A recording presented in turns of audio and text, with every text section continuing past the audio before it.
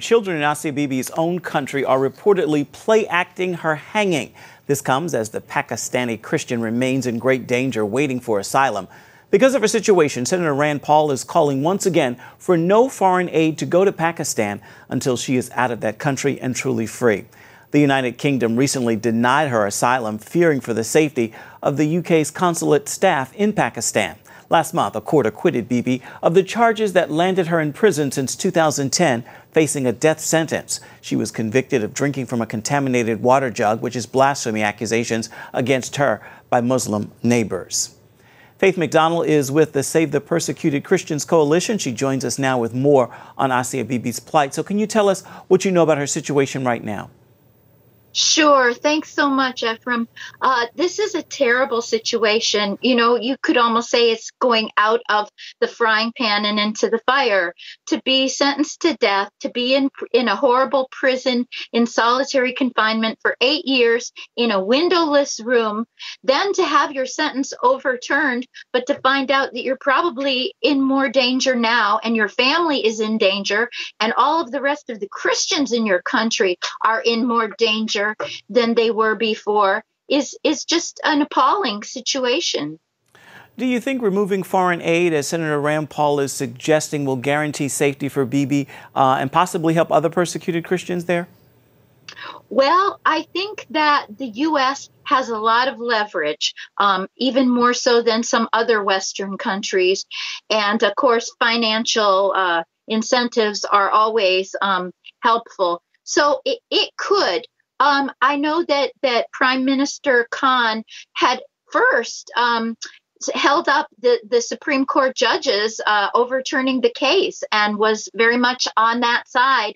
But as the violence and the threats from the radical Islamists, including the group that's called the TLP, continued, he seemed to have changed his mind and said he would allow them to appeal to the Supreme Court decision. So I think we just have to do what we can. And the U.S. has a great bully pulpit, and the rest of the world does listen to what the U.S. says.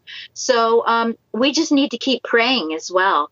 And we know the United Kingdom turned down the request for asylum. Her attorney says they haven't left Pakistan because she hasn't been granted asylum anywhere. But I'm also hearing reports that Canada, France, and Spain have offered asylum. What do you know about this? Yes, Ephraim, I've heard that as well, that all three of those countries have. And I think that, you know, right now, the biggest problem is being able to get her out of the country safely, that Canada would accept her, that France and Italy have both said that they would accept her. I've also heard some stories about Germany as well. Her attorney, of course, who is a Muslim but has also been threatened with death by the radicals, fled to the Netherlands. And my goodness, you know, the Supreme Court judges should be needing to flee the country as well.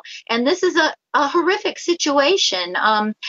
We need to see safety for these people, but we also need to see a transformation in Pakistan where there's a regard for religious freedom. And, you know, the government is able to make it so that people like this, the TLP and the other radicals, realize that they're going to be punished for this kind of behavior. Yeah, real quickly before you go, your group is holding a prayer vigil tonight. Can you quickly tell us about that? I am not part of this prayer vigil. I had not heard about this, actually. Sorry. We have ongoing prayer for Asia Bibi and for all of the Christians in Pakistan, as well as persecuted Christians around the world, through Save the Persecuted Christians, and also as in my work as the International Religious Liberty Director at the Institute on Religion and Democracy, IRD. Faith McDonald, we thank you for the work that you're doing. Thank you very much, Ephraim. God bless you. You too. A federal judge blocked President Donald Trump's executive order barring asylum hearings to immigrants who enter the country illegally.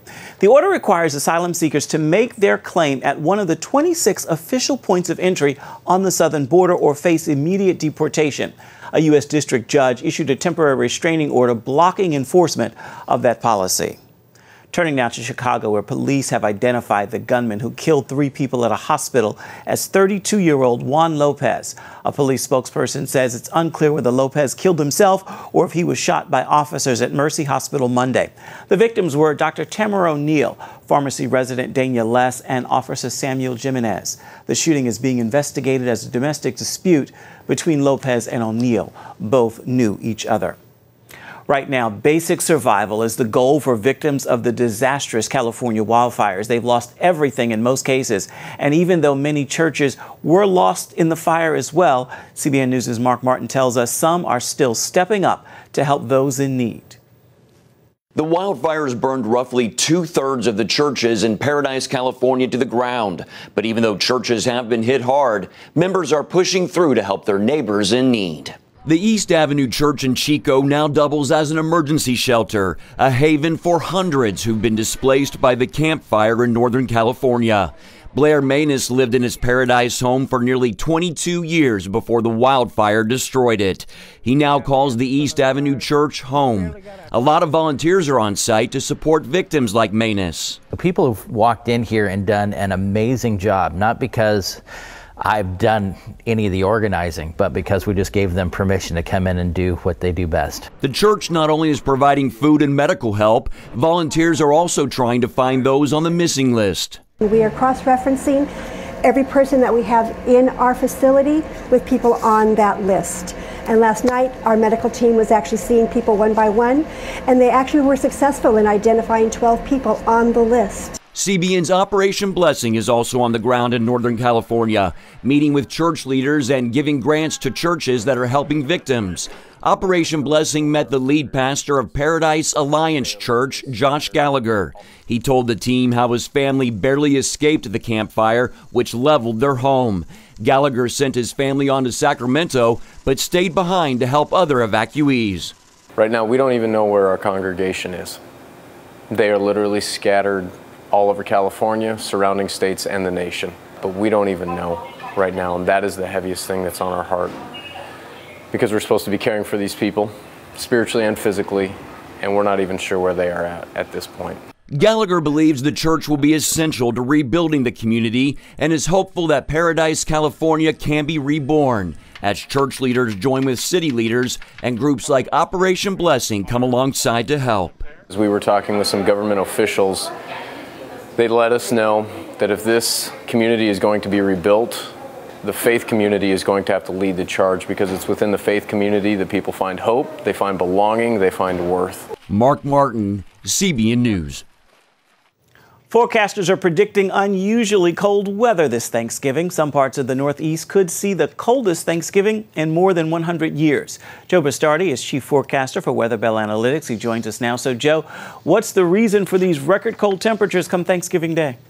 Well, it's the overall pattern that we're evolving into the winter. And if you were here earlier, we've been saying we're expecting a cold, long, cold, stormy winter this year. And we're seeing some pretty unusual things. When was the last time it snowed after Easter and before Thanksgiving in New York City, for instance? They had an Easter snowstorm the day after Easter, and of course, they had the snowstorm last week. But I want to put things in perspective, as I love to do all the time. In 1938, November 24th, 1938, which was Thanksgiving Day, 23rd and 24th, destructive wildfires in California, $3 million worth of damage, which back in 1938 was a lot, and it destroyed a lot of movie stars' homes.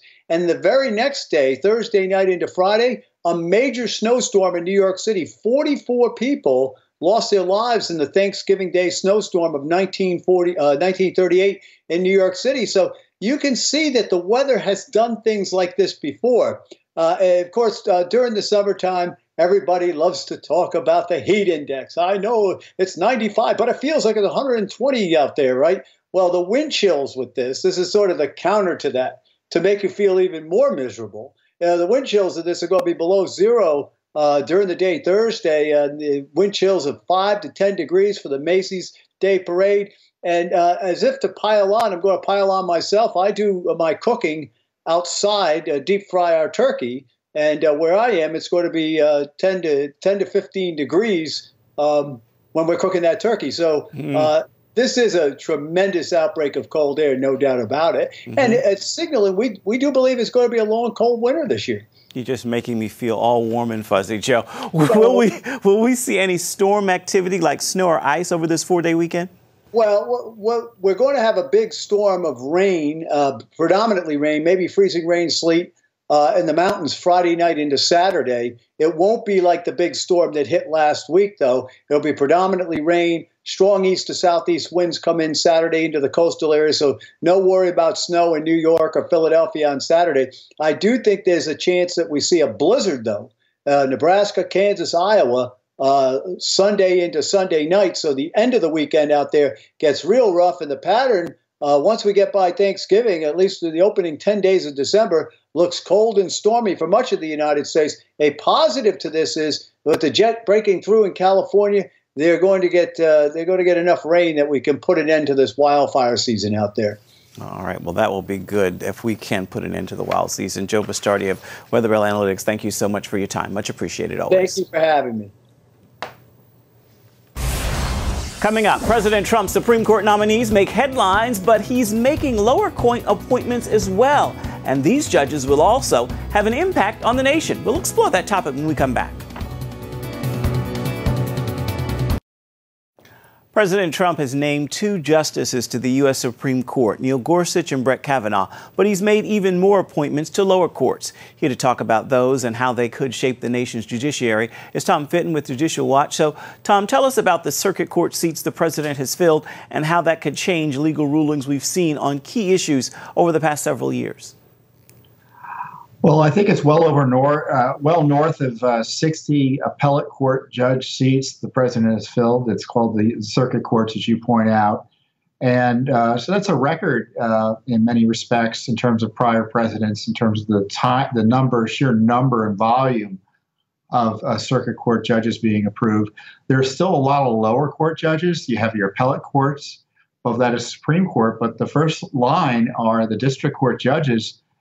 There are many that still need to be approved, and Judicial Watch and other conservative groups have been calling on the Senate to stay in session up until the last possible moment to get those nominees and other nominees through onto the courts. Because we see just recently you have these lower court judges making these rulings that have nationwide impact on immigration and other matters. Can you highlight why the circuit court is so significant? Well, the circuit court judges are the appellate court judges where it's usually your court of last resort at the federal level, since the Supreme Court takes up so few cases. So if there's an issue, it's often settled at the appellate courts by the circuit court judges. So it's important that good judges be put on board there, and the president has a good record of appointing conservative jurists to the bench, and we hope he continues to do so. But we've got to get all those judges, both at the lower courts and the upper courts, put on the bench this year, because what happens is when the new Congress comes into session, the nominations in many ways have to be restarted, and then the president is behind the 8 ball again. So we're up against the clock here. What does the president have left to fill? Well, there are 178 pending nominations to the executive branch. Over 50 of those are district court judges. So there are a lot of judgeships available to be filled in. And Senator McConnell, the Senate Majority Leader, who runs the Senate on behalf of the Republicans, should keep his Senate in session up until Christmas, if necessary, and then past Christmas to get these judges confirmed. Well, the problem is the Democrats on the Hill, because they don't have the filibuster available to them for a lot of these nominees, have been invoking the so-called 30-hour rule, which means that judges that are really uncontroversial are facing days of debate. And that just gums up the works. And so the way around that is to make them be in session 7 days a week, practically speaking, up until the new Senate comes into town. Switching gears here briefly, tell us about the Judicial Watch's latest legal action in federal court when it comes to Hillary Clinton's email misconduct. Well, we had a new ruling from a federal court judge that Hillary Clinton has to answer some questions she didn't want to answer under oath in writing about her email system. Specifically, we're wanting Mrs. Clinton to tell us how her email system was created, why it was created, who's responsible, and other key facts. And so we had to go to court to fight to get that answer. Mrs. Clinton objected to the question. Unfortunately, the Justice Department and the State Department were on her side in that debate. But nevertheless, the court overruled their objections, and now she'll have to answer those key email questions in the next few weeks. Be watching for that. Do you think it's likely that Mitch McConnell will keep the Senate in session until all these justices are approved? He'll keep him in longer than might otherwise have happened in prior years, but maybe not long enough. So he needs to hear from the American people. We want all these judges approved. There's no good reason that the Senate shouldn't work and get these nominees through. All right, Tom Fitton, thank you so much for your insight. You're welcome. Still ahead, some new digital technology gift ideas that might be the answer for that person on your list who's just a big challenge to shop for. Stay with us. And welcome back. One Thanksgiving tradition is all the shopping for bargains on gifts. There are plenty of sales, but what are some great gift ideas, especially when it comes to all things digital? Our digital editor Caleb Kinchlow joins us now with a look at a few new items. We're going to begin over here. Light bulbs, smart light bulbs. They're not new. What's special about? Right, they're not new, Ephraim, but you know, the thing about most smart bulb technology is that you need a hub in order to make it work. Okay. Now, the thing about these bulbs particularly, all you need is the bulb and you need your Wi-Fi from your smart device. Okay. And I can turn it on with my smart. You can turn it on, but also, Ephraim, I mean, there's also footage as well I can show you. Okay. But there's literally 16 million colors on here. But not only that, you can also dive in a bit deeper as well. If you want to change the mood, change the atmosphere, it has all those different things for you, Ephraim. There's even some presets for you for the holidays. If you want to go relax, you want to host a party. But also, you can even set it to mimic day and night. It really granular and change the settings for speed, flicker, light temperature, color, all those different great settings by LifeX. And it looks like it's not terribly expensive. We're looking like $19 to $60 there, so that's not bad. They have a lot of different lights, but these are their top sellers, the top three. You get those from the website, and of course, Best Buy and Walmart as well. Okay, cool. Now we got this big chess set here in the center. Tell us a little bit about why is this high tech? Okay, so now with this chessboard, it actually uses what's called telerobotics, which is actually the use of semi-autonomous movement with robotic technology. So the thing about this one that's really cool is when you play against the app, if I move a piece, and actually it's not turned on right now, but I move a piece, then the other pieces from the robot will actually move on its own. Oh, wow. Yeah, so it's so I'm playing a robot. You're playing a robot, but also in addition to that, Ephraim, you can also play against, there's just 20 million people who are also on chess.com. You can also play against like your friends who have the app as well to play against it. So it's a whole different like real world dynamic to playing the game. So I only need this one board and I can play against someone else. Yeah, using the app. Okay. And the pieces move by themselves. It's a crazy. Yeah, indeed.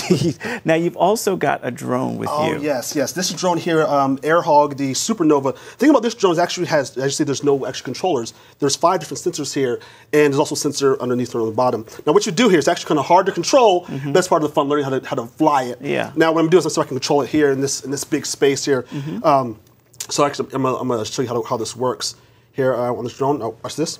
I'm gonna take it and now it controls. Okay, there's a lot of things happening here in this space. Okay. But the sensors control it, and there's also a lot of different trick modes that you can do as well. So I can do some tricks here. I can control it.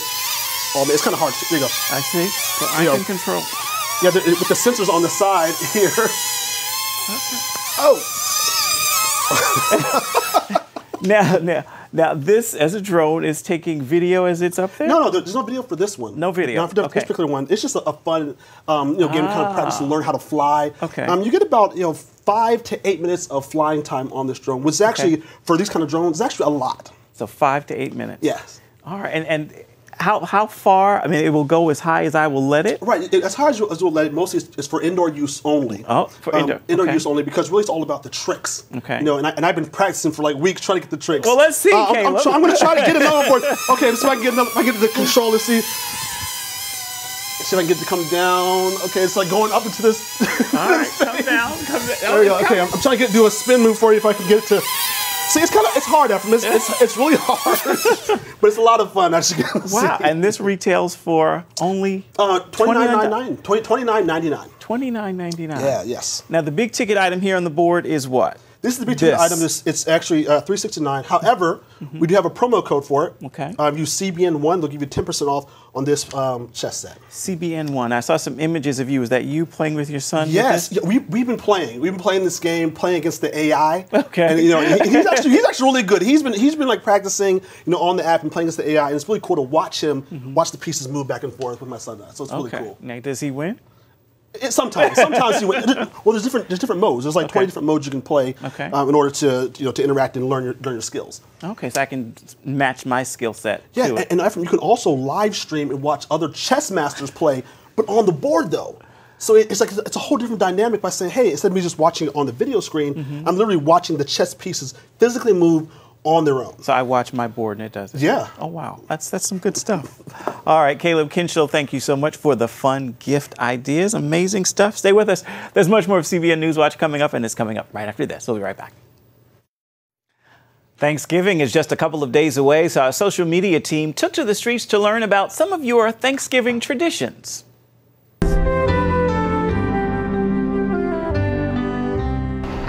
So we spend all of Thanksgiving with my mom's side of the family, and then at night we go to my dad's side of the family, so I get to see everyone. Usually either if it's not making a turkey, then we'll actually do Chinese food. I think trying to see family is really, I guess, our biggest tradition in a way. Just to eat and watch football. Yes, we always go down to the Outer Banks to kind of be as one family unit all in one big house. And it's a Thanksgiving tradition of sorts here at CBN News. Several Thanksgiving weekend specials for you. Faith Nation is going to have a docudrama about Reverend Robert Hunt's first landing and a look at finding civility in politics. And for Newswatch, one program examining the Native American Squanto and Pocahontas and their untold stories of faith. And the other, looking at our divided nation and finding solutions for unity. So be sure to tune into the news channel, or you can find it on demand at cbnnews.com or our CBN News app. Until next time, everybody, thank you so much for watching. Goodbye and God bless. We'll see you right back here, same time tomorrow.